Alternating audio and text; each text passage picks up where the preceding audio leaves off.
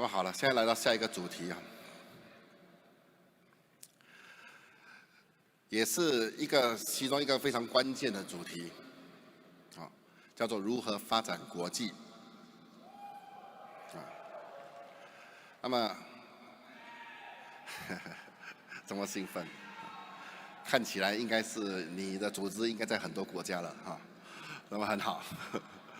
那么如何发展国际这个主题呢？其实听起来好像很简单，哦，而飞去那个国家就可以了呢，很简单嘛，哦，其实它里面还是有很多关键和技巧。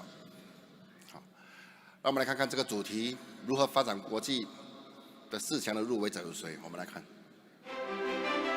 Riway 系统课程主题：如何发展到国际。入围的有 Team Supreme Pegasus 2、One Ring、Win Now。Team Supreme Pegasus 5、Keith Chi。Team Supreme Pegasus 9、One Ring、Woon Dong-gong。Team Supreme Pegasus 9、Two Rings、Hasim。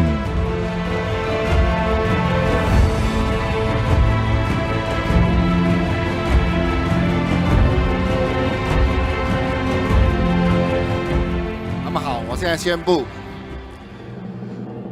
主题如何发展国际，Riway国际的官方代表讲师是 Team Supreme Pegasus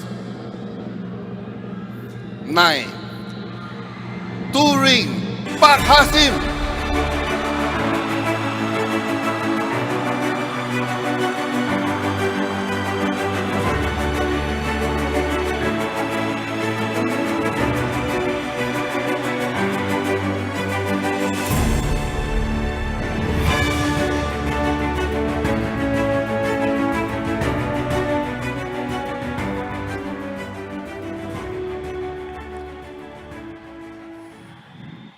大家下午好。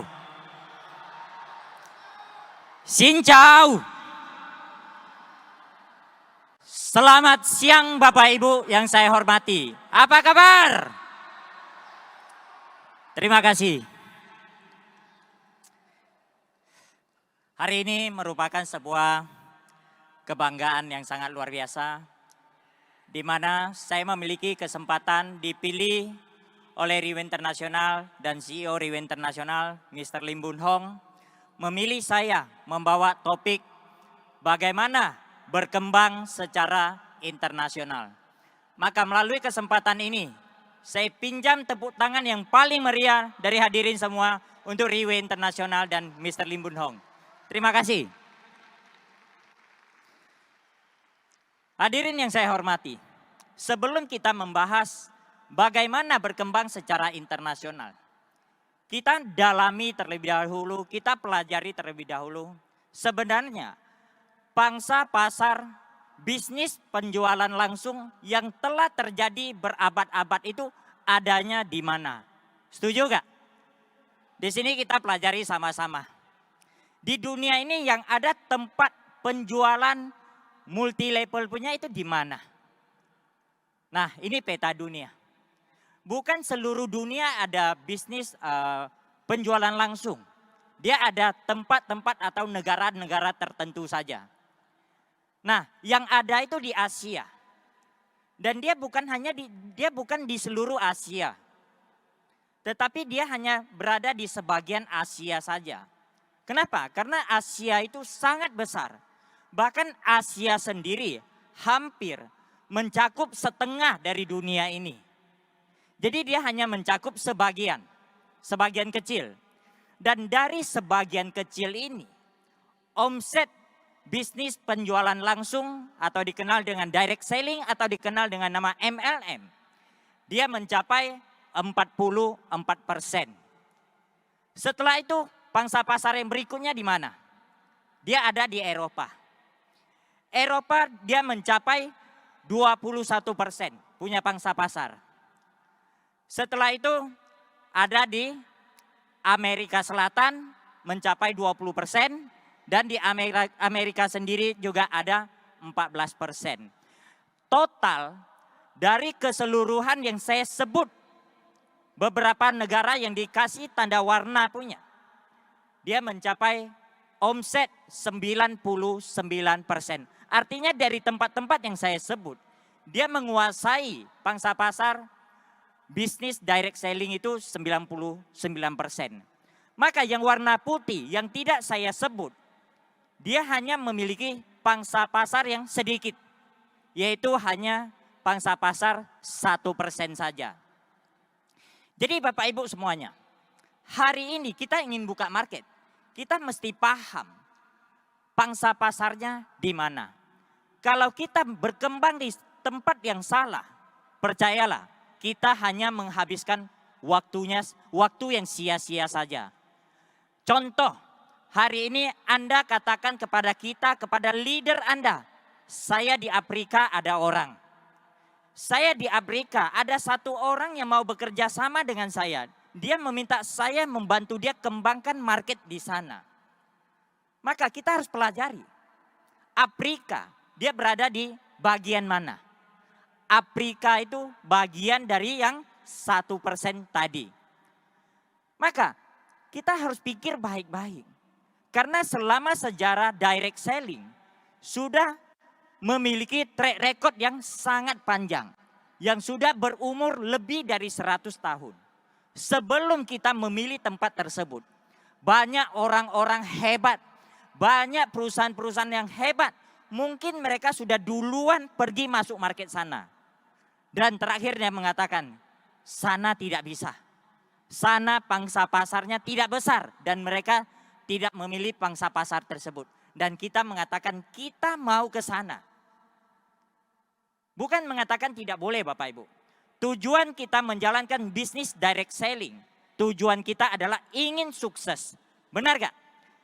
Maka kita tidak boleh menghabiskan waktu di tempat yang tidak ada pangsa pasar punya. Bisa diterima gak hadirin semuanya? Nah, sekarang kita semua berada di lingkungan perusahaan Riway Internasional. Di mana perusahaan ini berdiri dari tahun 2008. Dimulai dari 38 botol sampel produk dan 4 orang tua dibimbing oleh seorang anak muda yang berusia 33 tahun. Dan Riway sekarang sudah berusia 15 tahun. Karena Riway memiliki sebuah produk yang sangat luar biasa dan memiliki sebuah sistem yang sangat sederhana tetapi membuat banyak orang punya impian tercapai. Sehingga dalam 15 tahun Riway Internasional berkembang sampai ke mancanegara. Setuju gak? Nah, jadi selama 15 tahun, negara-negara mana saja yang ada pangsa pasar dan di situ Riway berdiri, Riway berkembang. Sangat banyak. Tetapi pada tahun 2022, melalui sebuah top leader meeting yang diselenggarakan di Dubai, CEO Riway Internasional, Mr. Lim, dia memetakan strategi pengembangan Riway Internasional untuk membantu para distributor untuk berkembang dan membantu tim agar bisa mencapai kesuksesan yang mereka inginkan. Maka Bapak Ibu, saya ucapkan selamat. Hari ini Anda bergabung di Riway Internasional. Riway, dia bukan hanya sebuah nama, tetapi dia murni perusahaan internasional. Contoh, hari ini kita bergabung di Riway Malaysia. Kita boleh kembangkan ke Singapura, ke Jepang, ke Indonesia, ke Taiwan, ke Eropa. Riway tidak pernah membatasi kita. Riway memberikan peluang seluas-luasnya, sebesar-besarnya kepada kita. Benar gak? Maka saya ucapkan selamat kepada semua member-member Riway bahwa Anda telah memiliki sebuah platform bisnis internasional. Kita pantas beri tepuk tangan meriah untuk Anda semuanya. Lalu, negara atau di dunia ini tempat yang ada Riway punya. Dia di mana? Kita lihat. Dia ada di Asia Selatan. Asia Selatan ada Singapura, Malaysia, dan Indonesia. Setelah itu ada Asia Selatan bagian tengah. Ada Thailand, Myanmar, Kamboja, Laos, dan Vietnam. Setelah itu ada Asia Timur, yaitu Jepang, Filipina, Hong Kong, dan Taiwan. Setelah itu ada wilayah Eropa juga. Oke, jadi kita lihat Riway telah berada di satu pangsa pasar yang selama ini market MLM atau direct selling itu sudah di jalur yang mencakupi 65% punya pangsa pasar punya. Dan kita lihat yang paling besar itu di mana? Yang paling besar itu adalah di Asia Sentral. Di sana ada sebuah negara yang namanya China.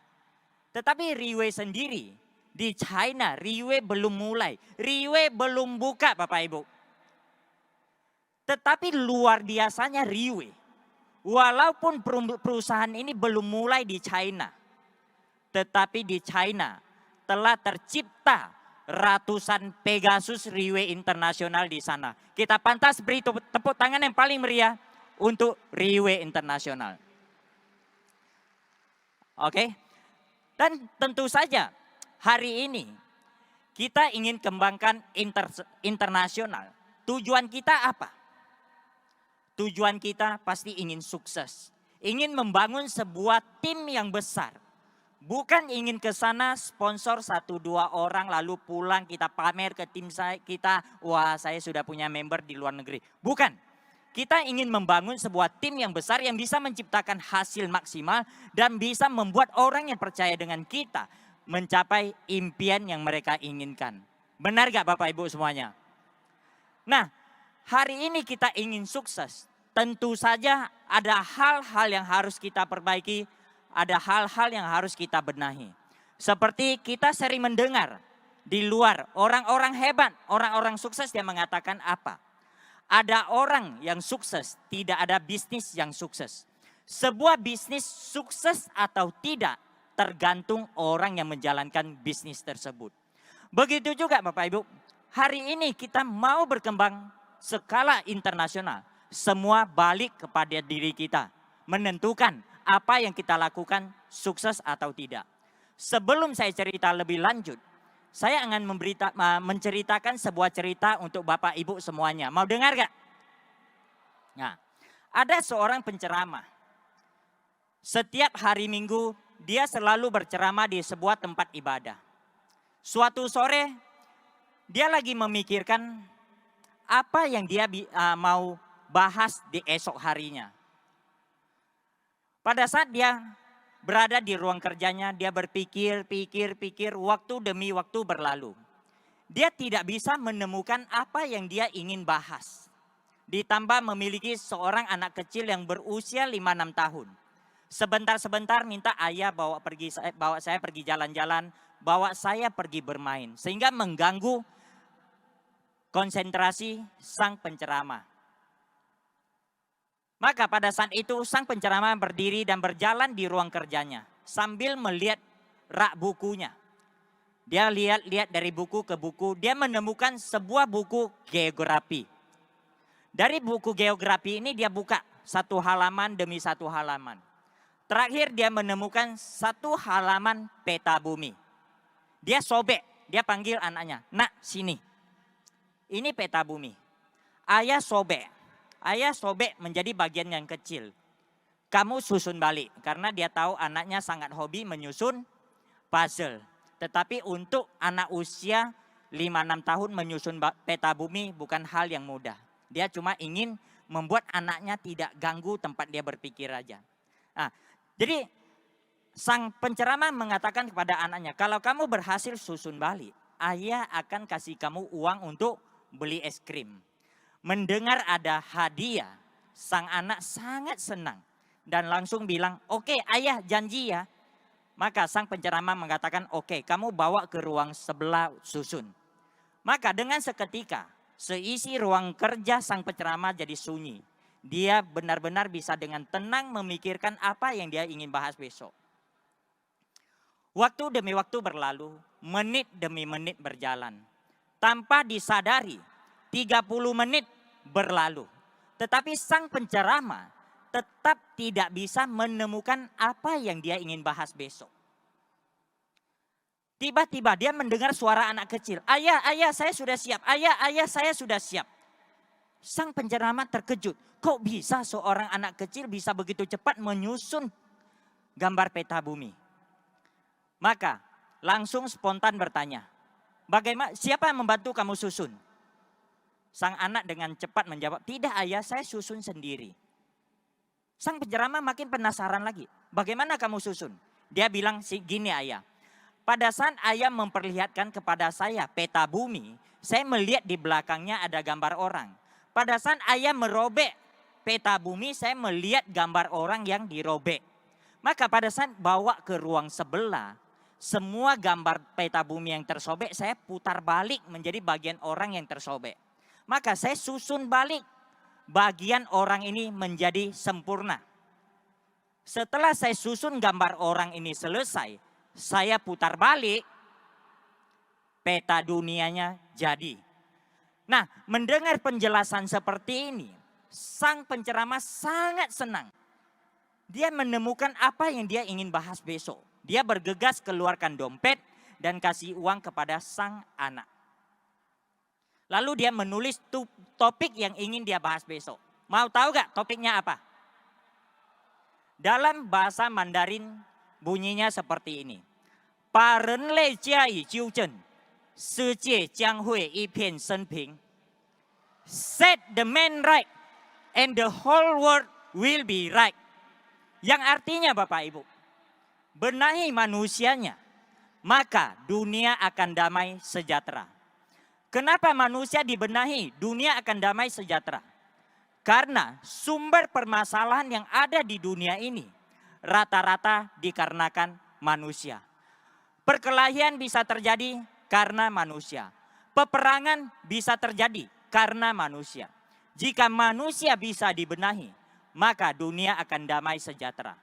Hadirin semua, begitu juga hari ini kita cerita bisnis. Kita cerita internasional. Kalau diri kita, kekurangan kita bisa diperbaiki. Kelebihan kita bisa kita tingkatkan. Percayalah, sukses di pangsa pasar internasional adalah milik kita semuanya. Setuju gak Bapak Ibu semuanya?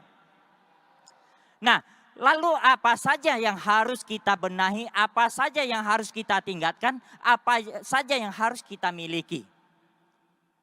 Nah, ada beberapa kemampuan dasar yang harus kita miliki. Ada beberapa. Kemampuan dasar pertama adalah kemampuan dasar finansial. Pada saat Anda cerita Anda ingin berbisnis ke internasional, Anda ingin kembangkan internasional.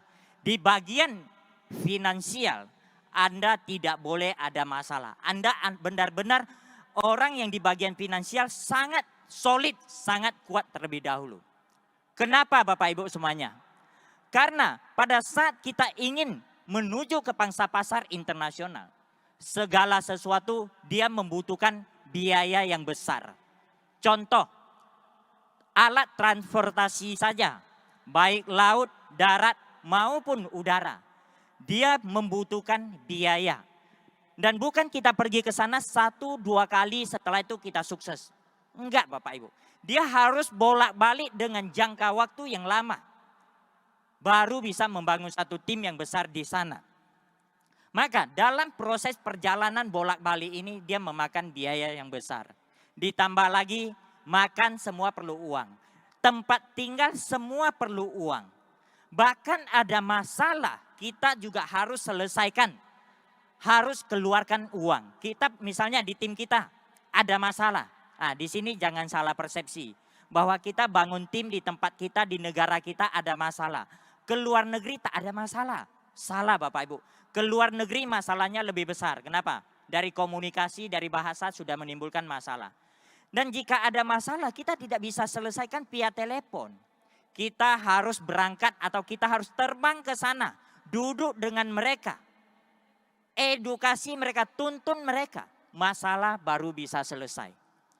Maka saran kita, hadirin semuanya. Kalau di tempat kita saja yang ada masalah kita bisa ketemu, kita selesaikan langsung. Dia tidak perlu biaya punya. Kita pun tidak sanggup membangun sebuah tim yang berjumlah 30 sampai 50 orang. Maka jangan berpikir internasional terlebih dahulu. Kasih sendiri untuk membenahi tempat kita sendiri dulu. Bangun sebuah tim dulu. Setelah terbentuk sebuah tim dan bisa menciptakan hasil, baru kita melangkah ke pangsa pasar internasional. Oke gak Bapak Ibu semuanya? Nah, dan apalagi jika diri kita di tempat kita sendiri, di negara kita sendiri, setiap hari masih membahas dinner sharing siapa yang bayar, hotel siapa yang bayar, tiket pesawat siapa yang bayar. Kalau kita memiliki sikap dan pola pikir seperti ini, jangan berpikir internasional terlebih dahulu. Karena bisnis ini, bisnis kita. Pada saat kita memutuskan ke internasional, itu adalah bisnis kita. Maka 100% kita yang bertanggung jawab, bukan orang lain. Oke gak? Nah, lalu kemampuan berikutnya, kemampuan dasar berikutnya apa yang harus kita miliki? Kemampuan dasar sumber daya kita. Sumber daya apa yang harus kita miliki? Yaitu minimal kita harus mampu menyelesaikan masalah. Tadi saya sudah ada cerita, bukan bisnis di luar tak ada masalah. Masalahnya sama. Lalu yang jadi pertanyaan, menjalankan bisnis Riway Internasional, masalahnya apa sih? Sebenarnya masalahnya bolak-balik itu saja. Tadi Mr. Victor Tan sudah ada bahas. Kita menjalankan Riway hanya ada 8 masalah. Undang orang, orang tak datang. Sudah datang, tak dengar. Sudah dengar, tak beli. Sudah beli, tak jalankan. Sudah jalankan, tak bertahan lama. Sudah bertahan lama, tak ada hasil. Benar gak? Yang kita inginkan bertahan lama dan ada hasil. Dan 8 masalah ini sebenarnya sudah diajarkan bagaimana menyelesaikannya. Dari Mr. Ted Tan, dari Victor Tan. Oke, mereka sudah mengedukasi kita bagaimana menyelesaikan masalah ini. Setuju gak? Nah, kita pantas beri tepuk tangan meriah untuk Mr. Ted Tan dan Mr. Victor Tan. Luar biasa sharing mereka. Nah, kemampuan sumber daya yang berikutnya yang harus apa saja yang harus kita miliki lagi? Kemampuan sumber daya menguasai proposal Riway Internasional. Hadirin yang saya hormati. Hari ini kita melangkah ke pangsa pasar internasional. Yaitu kita ingin menciptakan sebuah sistem di sana. Membangun sebuah tim di sana agar tim kita bisa menjalankan sistem untuk menciptakan hasil bersama. Tetapi yang jadi masalah, kita sendiri tidak menguasai sistem tersebut. Bagaimana kita praktekkan di sana dan kita duplikasikan ke sana? Dia tidak mungkin. Maka kita sendiri harus kuasai terlebih dahulu. Lalu sistem Riway Internasional, proposal Riway Internasional apa saja sih? OPP, NDO, marketing, SIGP, hukum ABC, sebelum, saat, dan setelah meeting. Minimal proposal ini, sistem ini kita kuasai dengan profesional terlebih dahulu. Baru kita bisa membawa sistem ini ke luar negeri. Kita lakukan di sana, kita duplikasikan di sana, dan kita mandirikan tim kita di sana. Maka akan tercipta sebuah sistem autopilot. Maka dia akan menciptakan penghasilan passive income untuk semua orang. Setuju gak? Nah, kalau di negara kita sendiri saja setiap hari OPP minta downline, minta upline. Acara minta downline, minta upline. Marketing minta downline, minta upline. Sendiri apapun tak bisa. Maka jangan berpikir internasional. Walaupun Anda punya kenalan di luar negeri. Jangan ajak dia masuk kalau Anda tidak menguasai proposal ini. Artinya Anda menjebak dia. Karena Anda tidak bisa mengajar dia. Maka belajar terlebih dahulu. Kuasai proposal ini dengan maksimal. Baru kita mulai merekrut orang luar negeri. Boleh gak? Nah, lalu kemampuan dasar yang ketiga yang harus kita miliki adalah dari diri kita sendiri. Dari diri kita sendiri, apa yang harus kita miliki? Kita harus berada di tempat. Pada saat kita memutuskan buka market di sebuah negara, kita harus berada di tempat tersebut. Berada sampai pada saat kita pulang, teman-teman kita di sana tidak merasakan kita meninggalkan mereka. Tetapi kalau kita buka pangsa pasar di sebuah negara, lama-lama baru datang sekali. Semua mengandalkan telepon.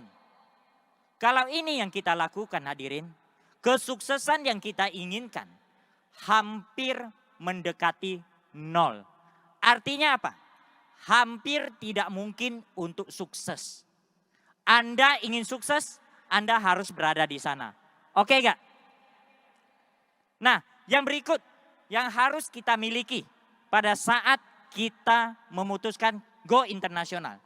Kita harus memposisikan diri kita sebagai seorang leader, bukan sebagai seorang follower lagi.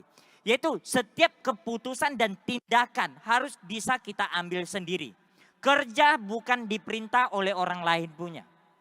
Lalu sebagai seorang leader, apa yang harus kita miliki? Kita harus bisa membaca potensi dalam tim kita atau orang di sekeliling kita. Contoh, kita hari ini berada di sekumpulan orang yang berjumlah kurang lebih 10 orang. Kita harus bisa membaca potensi, punya insting yang kuat. Kira-kira yang lebih dominan, yang lebih potensi itu yang kita utamakan itu yang mana.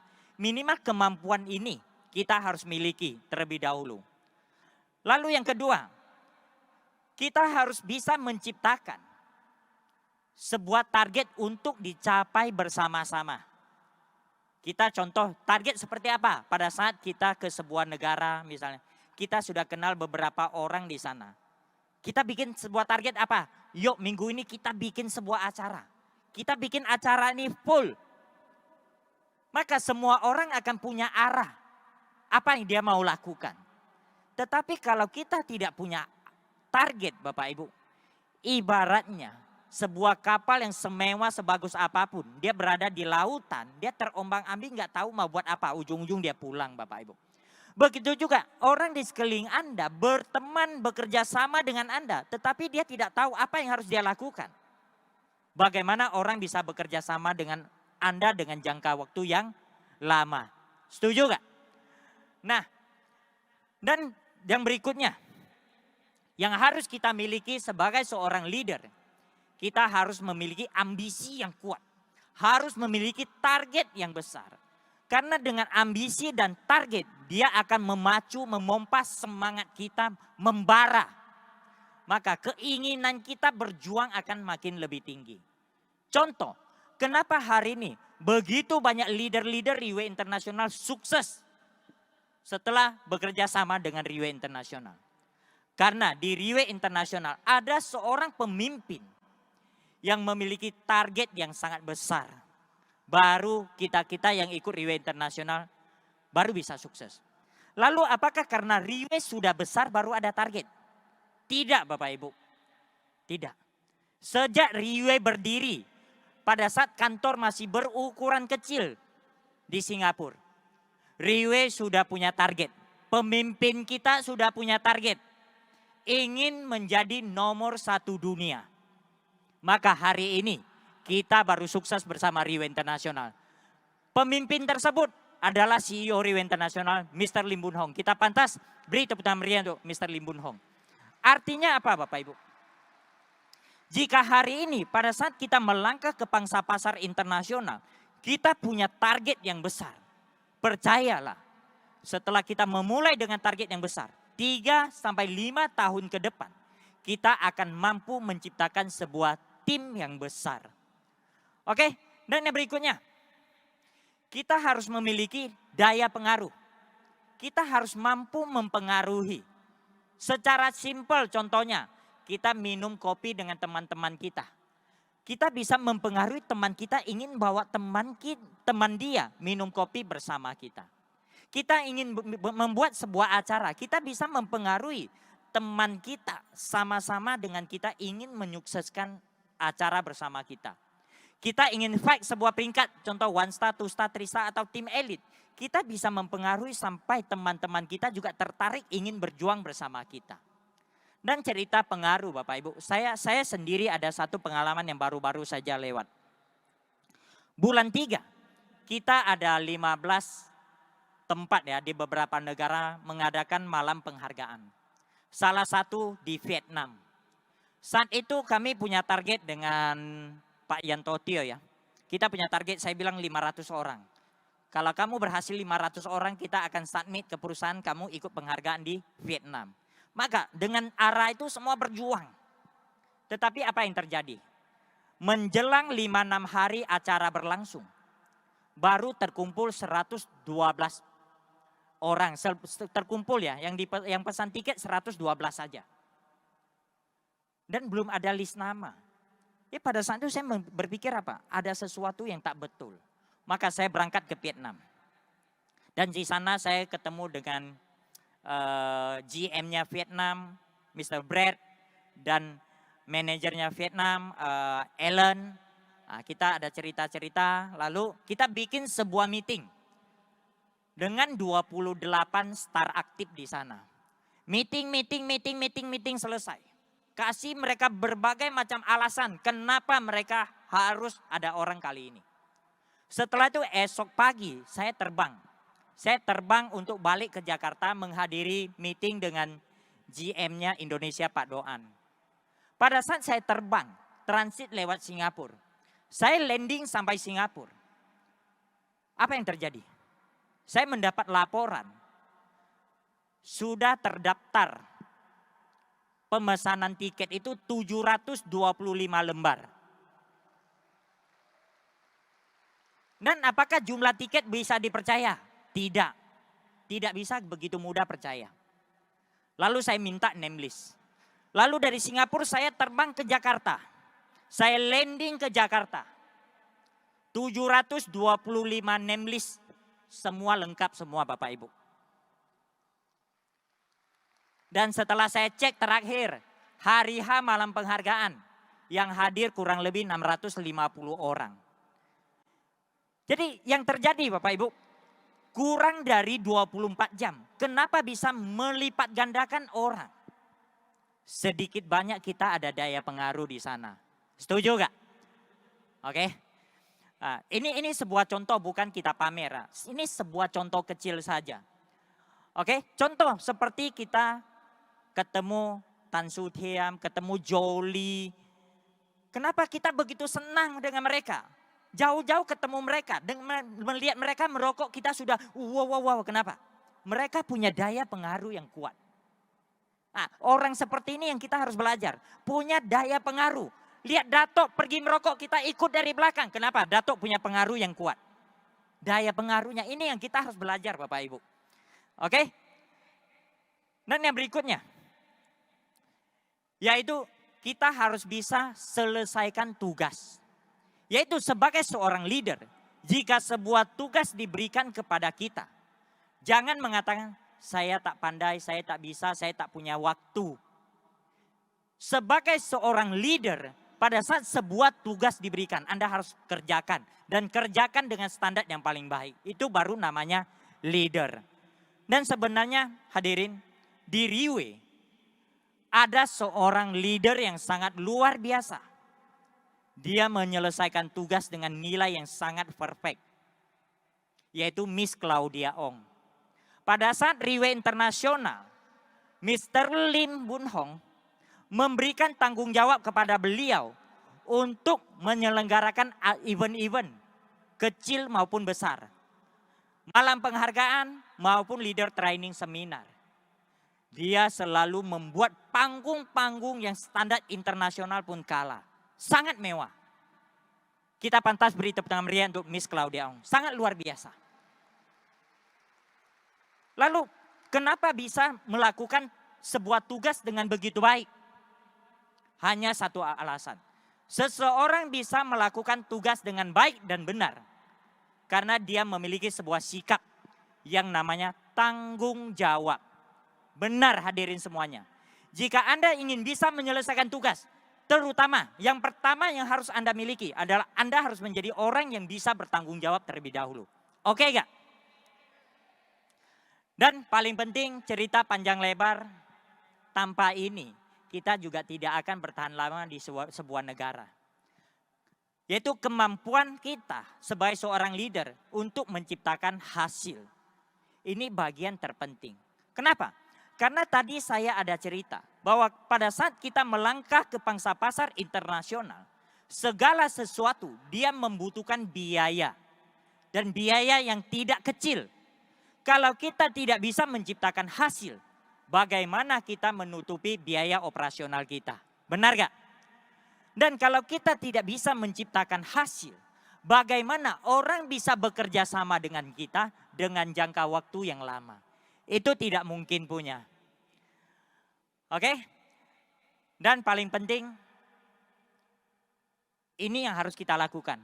Yaitu melakukan hal yang bisa diduplikasikan.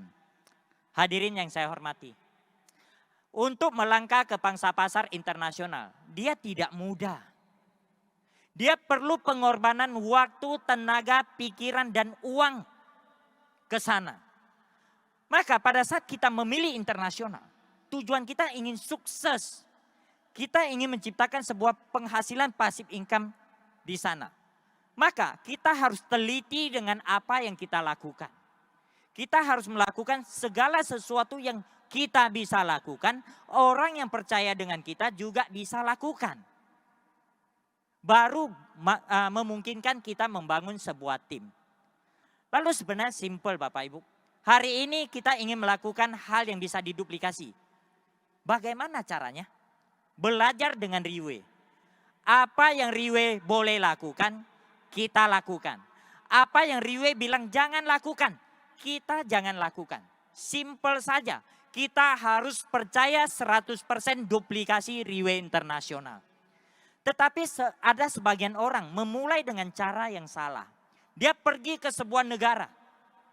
Ke sana dia steady, dia fight, dia banting harga. Bisa dapat hasil gak? Bisa. Tetapi hanya sesaat. Penghasilan yang Anda dapatkan hanya sesaat. Setelah Anda di sana terbentuk sebuah tim di sana. Anda tidak bisa duplikasikan. Tim yang susah-susah Anda bangun. Ujung-ujung dia ikut dengan orang lain. Benar gak? Maka di bagian ini kita harus teliti. Lakukan hal yang bisa kita duplikasikan. Baru kita bisa sukses dengan jangka waktu yang panjang. Sebenarnya hadirin semua, di Riwe kalau kita belajar duplikasi, dia tidak perlu jauh-jauh kita keluar belajar. Kita belajar dengan Dato' Kenny. Lihat timnya seperti semuanya tak ada Dato' Kenny. Kita lihat mereka pun seperti Dato' Kenny. Kita lihat Miss IWC, timnya Miss IWC. Kita lihat semua sikapnya seperti Miss IWC. Timnya Miss Claudia, semua sikapnya seperti Miss Claudia. Ini namanya duplikasi. Dan mereka duplikasi dari siapa? Mereka duplikasi dari CEO Riwe Internasional, Mr. Lim Boon Hong. Kita pantas beri tepuk tangan meriah untuk CEO Riwe Internasional, Dato' Kenny, IWC, dan Miss Claudia Ong. Luar biasa. Dan paling penting, hari ini kita ingin sukses di sebuah negara. Kita tidak bisa lakukan sendiri. Kenapa? Kesuksesan kecil dilakukan sendiri. Kesuksesan besar dilakukan oleh banyak orang, yaitu sebuah tim. Lalu bagaimana kita bisa membangun sebuah tim? Kita harus memiliki sebuah sikap yang namanya lapang dada. Lalu bagaimana membuat diri kita berlapang dada? Hanya ada satu cara membuat kita berlapang dada. Yaitu masalah. Hanya masalah yang Anda hadapi bisa membuat Anda berlapang dada. Lalu apakah semua masalah bisa membuat Anda berlapang dada? Tidak. Tergantung bagaimana Anda perlakukan masalah. Jika masalah datang ke Anda lemparkan ke orang lain. Lempar ke upline, lempar ke downline, lempar ke perusahaan. Anda selamanya tidak pernah akan berlapang dada. Jika masalah datang ke Anda, setelah itu Anda muntahkan keluar, Anda cerita kepada orang di sekeliling Anda. Anda tidak akan berlapang dada, bahkan meracuni orang di sekeliling Anda. Satu-satunya cara bisa membuat Anda berlapang dada. Setiap masalah yang datang, telan. Setiap masalah yang datang, telan. Setiap masalah yang datang, telan. Telan sampai pada saat Anda tak tahan lagi. Masuk dalam mobil, kalau Anda punya mobil. Kunci pintu, kunci jendela. Teteskan air mata Anda. Atau cari satu tempat yang sunyi. Teteskan air mata Anda. Tetes sampai puas, keringkan. Lalu katakan kepada diri Anda, one more round. Lakukan terus menerus, telan terus menerus. Percayalah, Anda akan terbentuk sebuah sikap yang berlapang dada dan menjadi leader yang dewasa. Oke gak? Lalu, setelah kita memiliki kemampuan ini, apakah bisa membuat kita internasional? Tidak. Kalau Anda tidak memiliki paspor Bapak Ibu. Tanpa paspor, Anda hanya bisa sampai perbatasan saja. Anda tidak bisa go internasional. Jangan mengatakan, Pak Asim, sulit loh di tempat kami ngurus paspor. Bapak Ibu, orang pindah negara saja bisa, masa Anda ngurus paspor tak bisa? Benar gak? Nah, lalu, paspor kita selalu di mana? Seperti saya tunjukkan, selalu di saku. Karena kita bisnis internasional. Tetapi ada sebagian orang kita ngajak dia berangkat, yuk kita berangkat yuk. Wah, paspor saya gak bawa. Saya mesti pulang cari paspor saya. Gak tahu letak di mana, gak tahu di laci atau di brankas. Setelah dia pulang sampai rumah dia cek, paspornya sudah expired. Bapak Ibu, orang yang menyimpan paspor di laci atau di brankas itu orang bisnis konvensional. Dia tidak punya waktu yang banyak untuk keluar negeri. Tetapi kita hari ini bisnis Riway internasional Bapak Ibu. Kita belajar pun ke negara internasional, negara tetangga seperti hari ini Bapak Ibu. Maka paspor kita harus selalu dalam saku kita. Kalau tidak ada di saku artinya paspor kita sudah hilang. Kita harus punya sikap seperti ini. Oke gak? Nah, lalu ada beberapa kriteria yang harus kita miliki. Kita harus menjadi orang yang sederhana dan nyaman. Kita harus menjadi orang yang sederhana dan nyaman. Sederhana sampai ke level gimana? Pada saat kita ingin ke sebuah negara misalnya. Dan negara sana tidak ada barang yang kita butuhkan. Kita pun bisa berkembang di sana. Kita pun bisa menyesuaikan diri di sana. Oke gak? Nah, tetapi ada sebagian orang dia tidak bisa.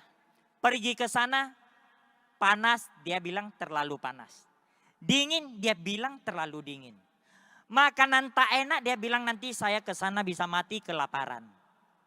Makanan enak, dia bilang saya takut pergi sana makan terus nanti kolesterol saya naik.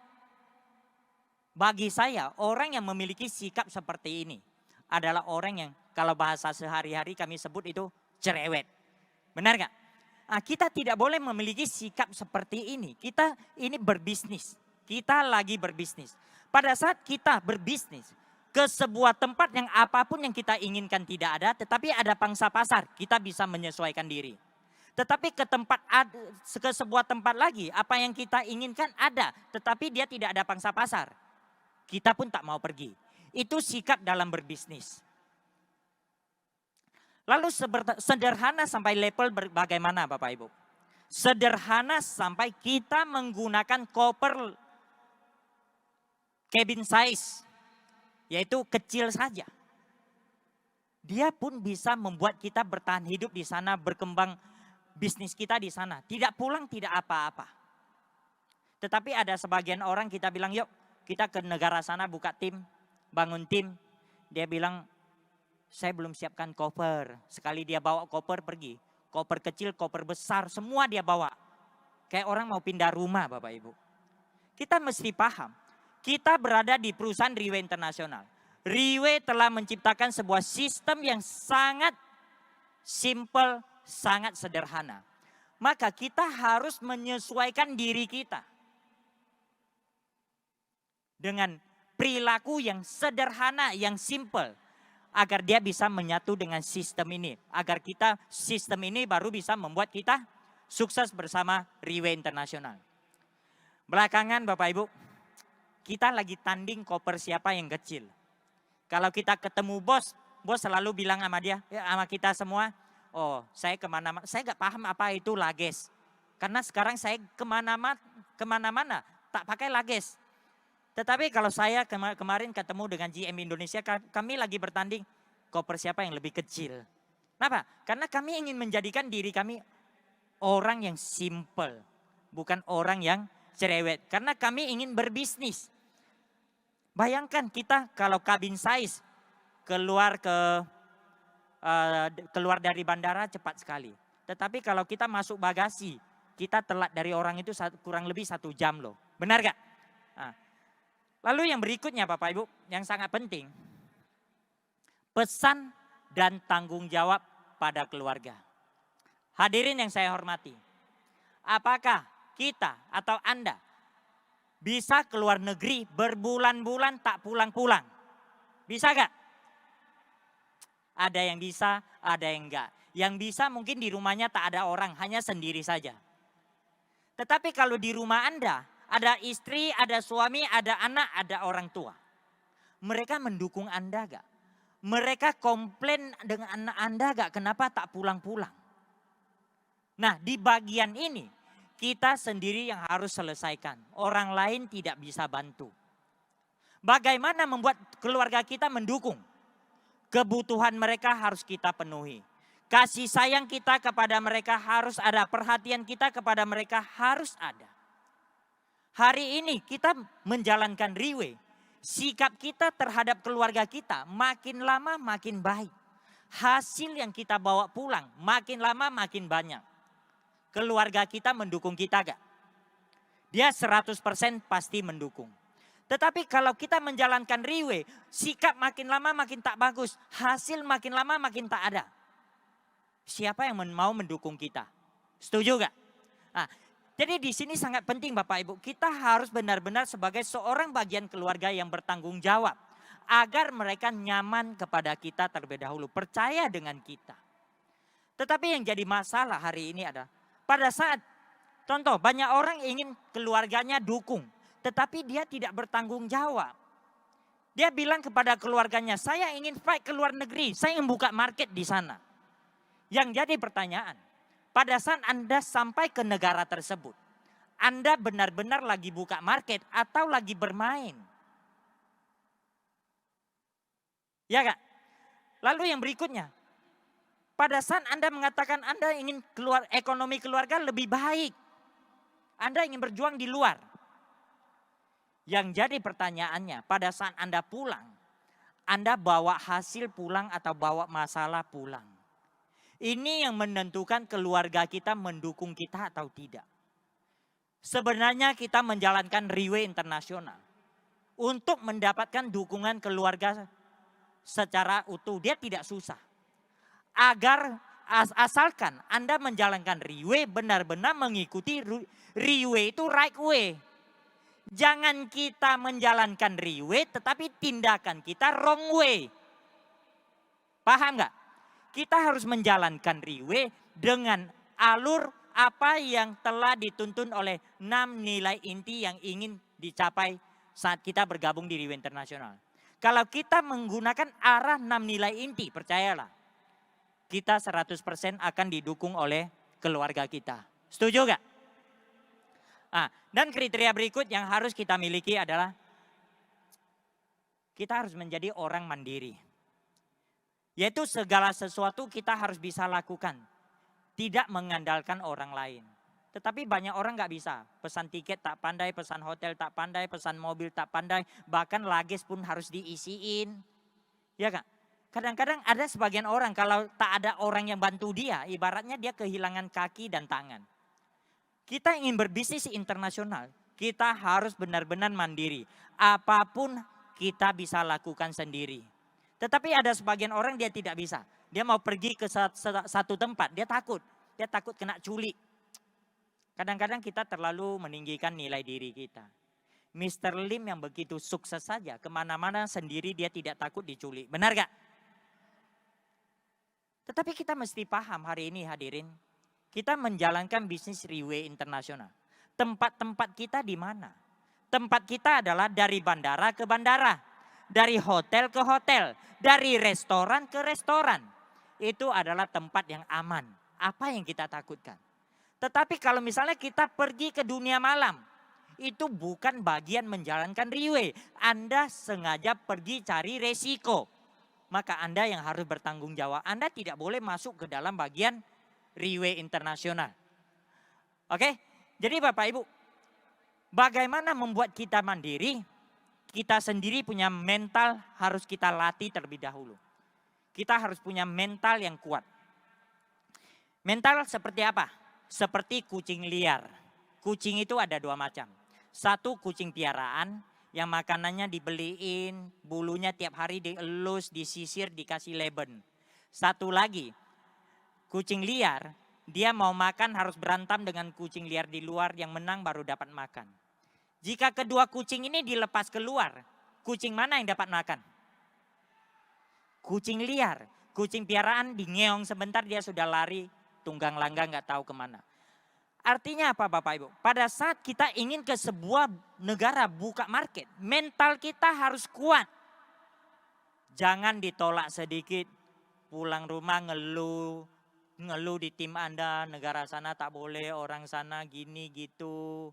Nanti di sana dimarah orang sedikit, Anda nangis berhari-hari lalu tak mau pergi lagi ke sana. Di PHP orang sebentar sudah bilang saya tak mau lagi ke negara itu. Artinya itu mental kucing piaraan Bapak Ibu. Anda kalau memiliki sikap seperti ini tidak mungkin sukses. Anda harus punya mental yang kuat. Walaupun orang yang Anda kenal di sana, mereka tidak mendukung Anda. Hanya sisa Anda sendiri. Anda tetap bisa bertahan di sana dan berkembang di sana. Oke gak? Nah, dan kriteria berikutnya adalah cepat beradaptasi dengan lokal. Nenek moyang kita mengajarkan apa? Di mana bumi dipijak, di situ langit dijunjung. Artinya di mana kita berada, kita harus menyesuaikan diri kita di sana. Bukan meminta orang menyesuaikan diri dengan kita. Setuju gak? Seperti air Bapak Ibu, pada saat air mengalir dia tidak melihat wadahnya bagaimana. Yang penting dia mengalir aja. Wadahnya bagaimana dia tetap bisa menyesuaikan diri. Ini yang harus kita punya sebagai seorang yang ingin berkembang di pangsa pasar internasional. Lalu setelah kita memiliki kriteria dan kemampuan ini, kita baru membahas mengapa internasional. Alasan internasional yang pertama, jelas pangsa pasar atau market pasti lebih besar. Contoh dalam berbisnis, kita buka di satu kota. Pada saat di satu kota, kita berhasil, target kita ke kota besar. Setelah kota besar berhasil, kita target apa? Luar negeri, kita ekspor. Kenapa? Karena luar negeri pangsa pasar lebih besar. Yang kedua, alasannya adalah profil kita lebih tinggi. Profil kita lebih tinggi. Yaitu contoh kadang-kadang kita mengajak orang, yuk kita buka pangsa pasar luar negeri yuk. Mereka tak mau. Mereka memberikan alasan apa?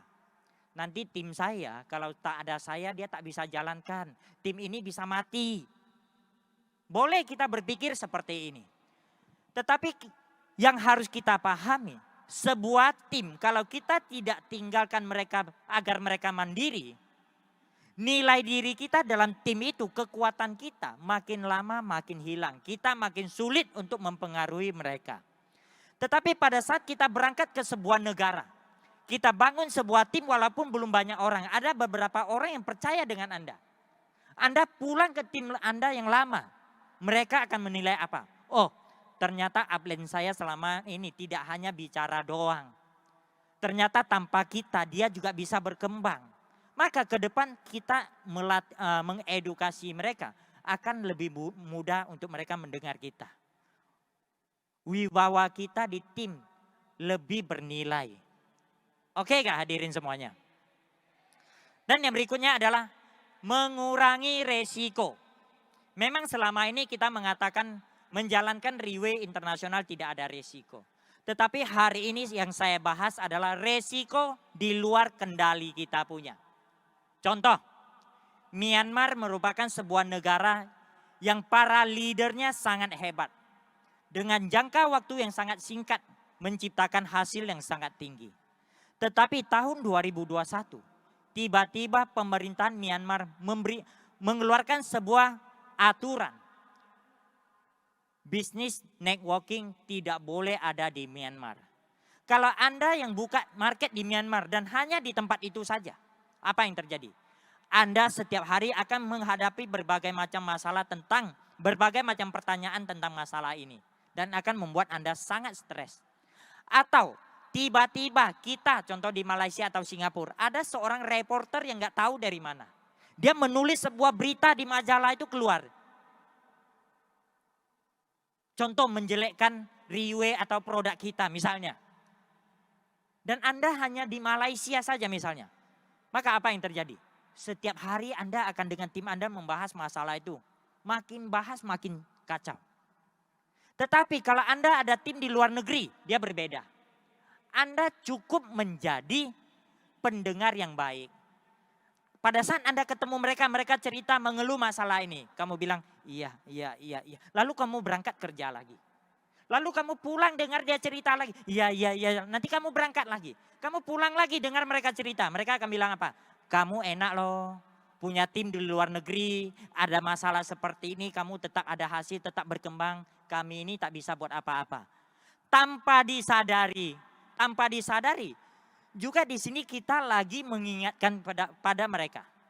Kenapa harus ekspansi? Kenapa harus berkembang internasional? Karena Riway memberikan kesempatan kepada kita untuk mengurangi resiko.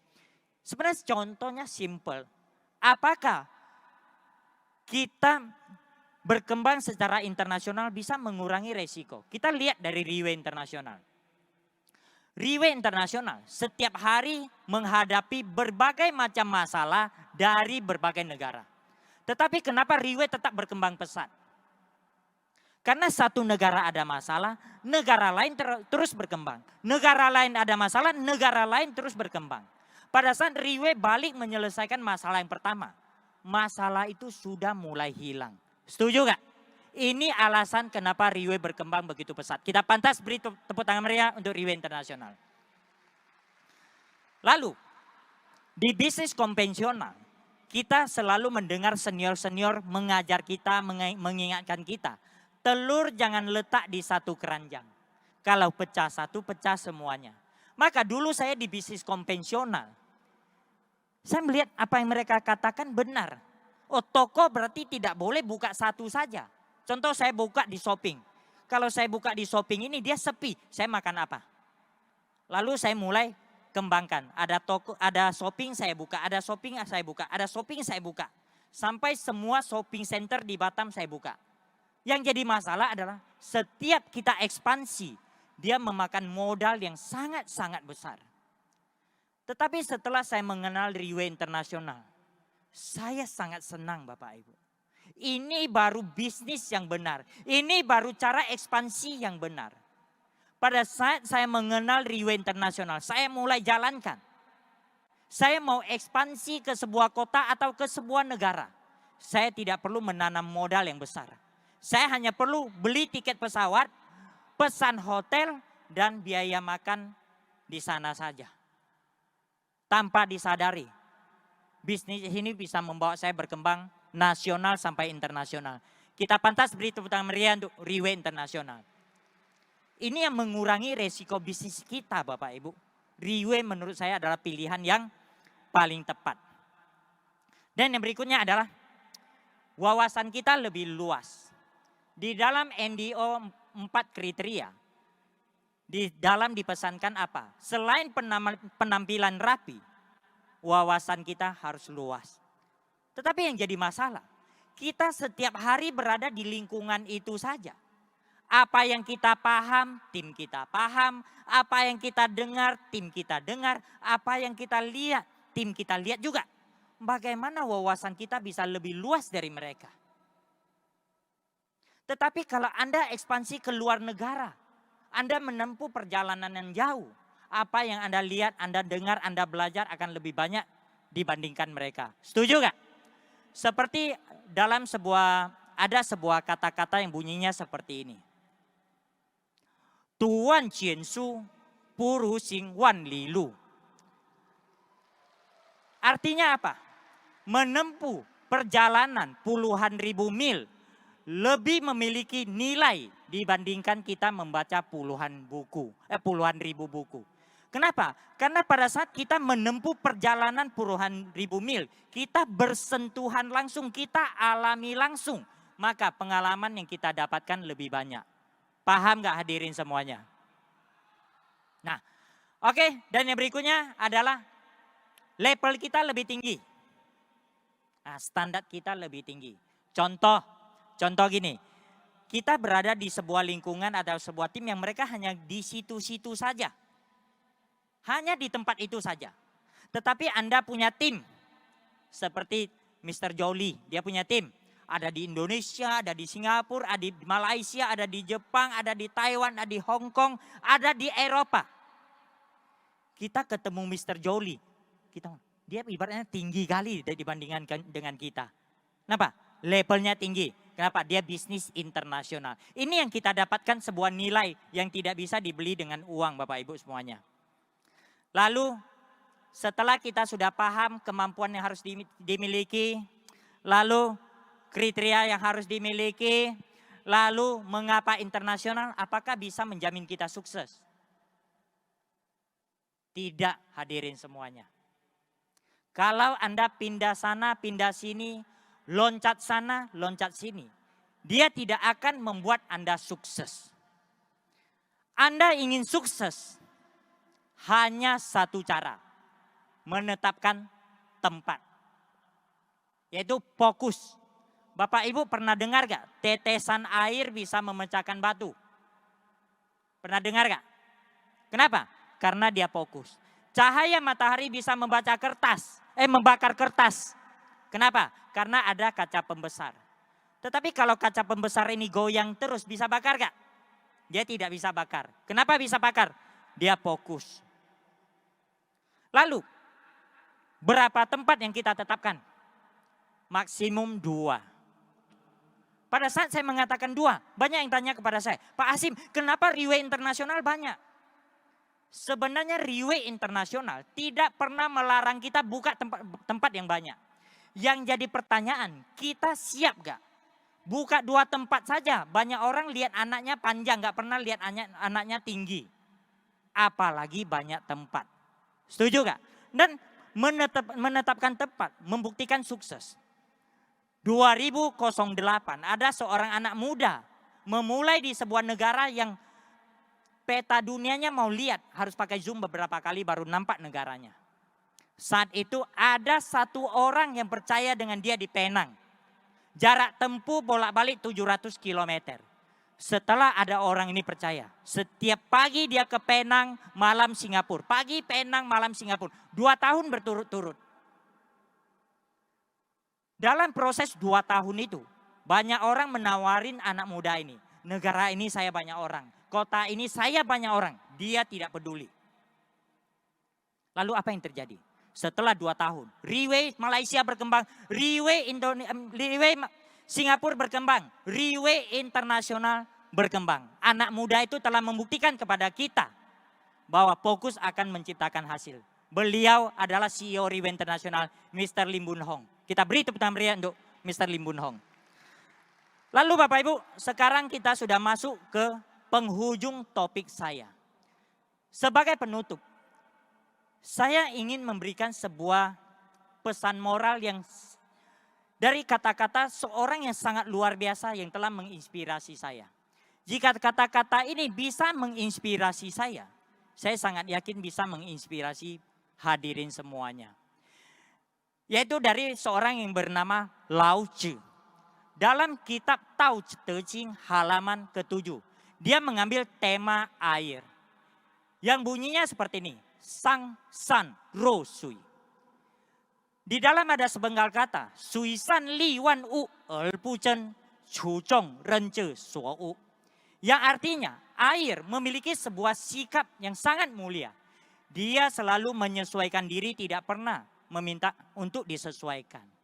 Dan air berguna untuk puluhan ribu macam kebutuhan di dunia ini. Tetapi dia tidak pernah meminta balasan. Dan yang lebih luar biasa, dia rela mengotori dirinya untuk membersihkan orang lain. Pada saat Anda mandi, badan Anda kotor. Anda mandi jadi bersih, air jadi kotor. Tetapi Anda buka keran air, dia tetap kasih Anda bersih. Kaki Anda keinjak kotoran, Anda cuci pakai air. Airnya kotor, kaki Anda bersih. Tetapi dia tidak pernah membalas kita. Pesan moral ini memberitahukan kepada kita apa? Pada saat kita ingin berkembang di sebuah negara, dimanapun kita pergi, jadikanlah diri kita orang yang gampang menyesuaikan diri. Orang yang rendah hati, orang yang tidak sombong, orang yang jujur, orang yang tidak pernah meminta balasan apapun atas kebaikan yang kita berikan. Percayalah. Kalau kita membawa sikap ini, kemanapun kita dikelilingi banyak teman. Maka makin banyak teman, maka peluang kita makin terbuka lebar. Oke gak hadirin semuanya? Oke, jadi kurang lebih topik saya hari ini bagaimana berkembang secara internasional sampai di sini. Semoga bisa bermanfaat untuk para hadirin semuanya. Saya doakan semuanya sehat selalu dan sukses selalu. Sekian, terima kasih, selamat sore semuanya.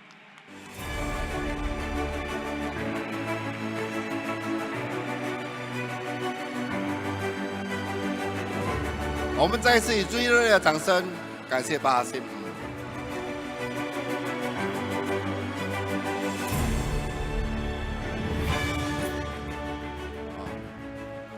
所以巴哈辛分享完后呢，我觉得哇更难，为什么难呢？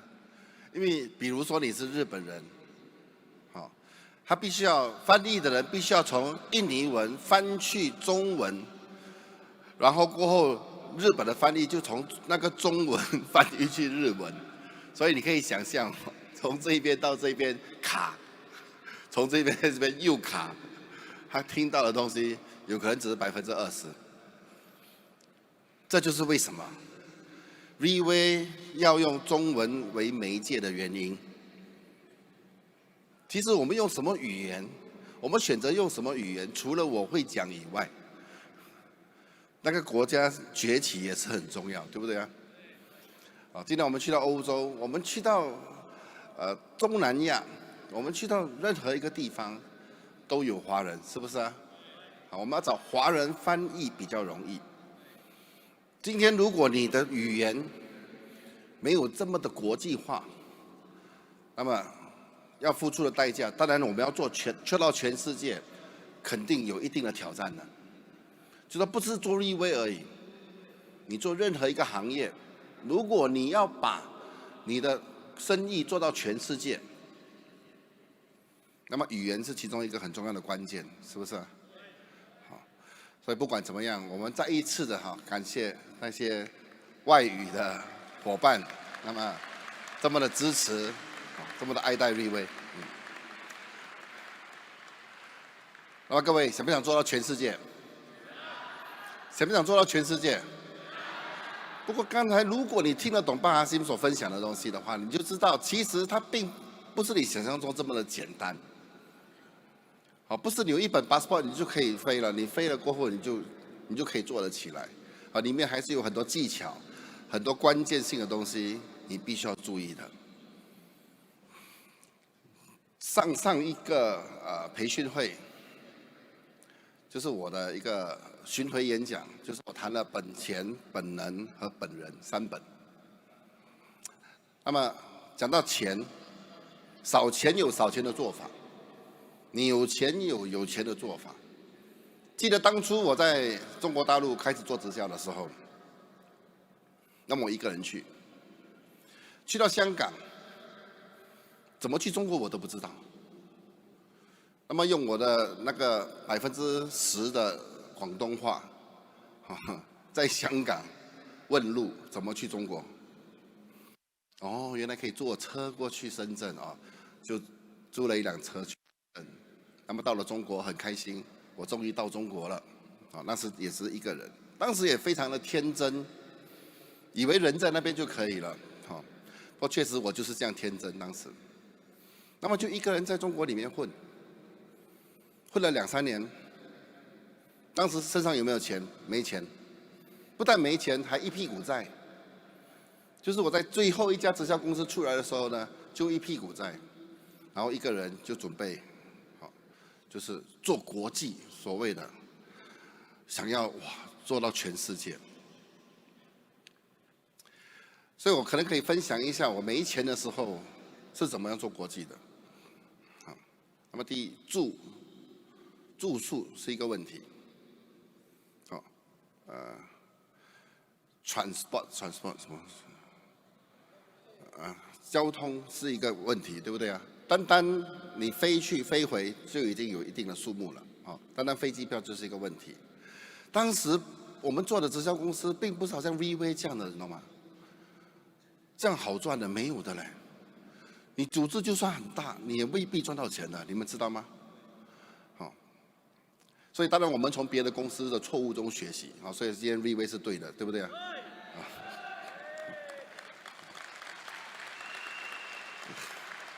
当时绝对没有可能可以租会场的，没有可能的。我是在哪里谈？我在房间里谈，我的睡房。他们这样怎么讲？比如说我的睡房，我叫了大概，或者说他们一群人来，开始已经有人了，他们就一群人来哈。那么比如说一次进来的一场20多人，那么我们以前的睡房不是总统套房的，你懂吗？就真的是一个房间一个床而已，就是很小的一个空间而已。不过我只要一个窗口就够了。一窗口是什么做的？玻璃做的，对不对啊？那白天它就可以变白板了。所以我的白板都是窗口。所以我的口袋里面以前这边呢，肯定是有一支 marker pen。所以一拉开窗帘 ，marker pen 一拿出来。就谈 plan 了。我告诉你，你不要开玩笑。这个刚开始 VV 的时候，我也是这样做的。刚开始 VV 马来西亚是在哪里开始？就在一个地方叫做大三角这个小镇。但是我 sponsor Simon 是谁 ？Simon 是这边1半的人以上的大上线。当时我接触他的时候呢，他口袋只有10块钱，需要用多1个星期的。孩子当时8岁，口袋只有10块钱，拿着一个水壶，绑着一个领带，绑得很紧，整身汗，还是绑着。我就说，Simon，叫人来我谈，我帮你谈。他说没问题，他就叫人了，他就说他带人来了哦，老板去哪里谈？我房间啊，房间，对他来了，你叫了几个人？5个人，上来，跟他讲几号。他上来了过后，我就坐在那边聊了过后，突然间我站起来，拉开窗帘，marker pen 拿出来，我就开始谈了。当时还没有 OBB 啊，这些东西没有的，我们都是用嘴巴讲的，什么资料都没有。那时候，谈了过后，我可以感觉到Simon看住我的眼神是那种。过后，我就拿那个每个酒店都有拖鞋的，对不对啊？有没有拖鞋？我就拿那个拖鞋一伸进去，我就骂了。哇！对我来讲，那个是很正常的事情，你知道吗？因为我过去几年都是在这样做的。因为我们在中国那时没有钱的时候，哇，要坐飞机还是火车？我要坐晚上的火车，我可以省一晚的酒店，我还可以省飞机票。火车比较便宜，买站位，站在那边，站住的火车，有时坐22个小时，到那边的时候脚都肿的那种。我们都是这样去到那边，哎，一有玻璃就是我的白板了。所以今天，当公司有自己的白板的时候，我不可以允许那个白板有一点脏的，我没有办法的呢，我就会过去这样。这个可能就是一个职业病啊。我很尊重那个会议室里面的白板，会议室里面的投影，我很尊重的。我不可以说有人可以在那边，乱画了过后弄脏，然后无所谓放在那边，这样不可以，因为那些都是我们赚吃的工具，对不对啊？因为那时候连白板都没有啊。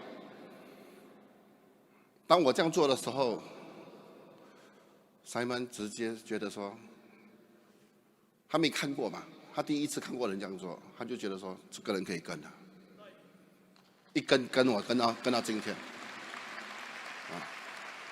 然后以 Simon 的性格，我们都知道，这边有很多很好的朋友在这里，大部分都是好朋友，都知道 Simon 的性格。你讲到他不喜欢听的，他直接讲，他直接给你一个脸的，没有跟你客气的。比如说你讲到林文峰的坏话，他直接没有跟你好聊了，永远。他就是这样的人，不过很奇怪的，我讲什么他都觉得是对的，我自己都觉得奇怪，有时候。